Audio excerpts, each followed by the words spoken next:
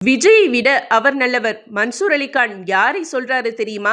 மனசுல பட்டத பட்டுன்னு பேசிட்டு டக்குன்னு கெட்ட பெயர் வாங்கிக்கிறவர் தான் மன்சூர் அலிகான். சின்ன கலைவாணர் விவேக் திடீர் மறைவின் போது அவர் செய்த அலப்பறை தான் அதுக்கான எக்ஸாம்பிள். சொந்த மகன் போதைப்பொருள் வழக்குல சம்பந்தப்பட்டிருக்கிறது தெரிஞ்சதும் பல்லார்னு அறிஞ்சு சொந்த மகன்னு கூட பார்க்காம போலீஸ்ல ஒப்படைச்சவர் தான் மன்சூர் அலிகான். அப்படிப்பட்ட நல்லவரான மன்சூர் அலிகான் லேட்டஸ்டா ஒரு இன்டர்வியூல பேசும்போது, நான் சூப்பர் ஸ்டார் ரஜினிகாந்தோட சேர்ந்து ஒரே ஒரு படத்துல தான் நடிச்சேன். ஆனா இப்ப கால் பண்ணா கூட அவர் என்னை வாங்க மீட் பண்ணலாம்னு கூப்பிடுவாரு. ஆனா நான் விஜய் கூட பல படங்கள்ல நடிச்சிருக்கேன். ஆனா அவருக்கு ஆதரவா நான் பேசிய போது கூட என்னை பார்க்க அவர் மறுத்துட்டாரு.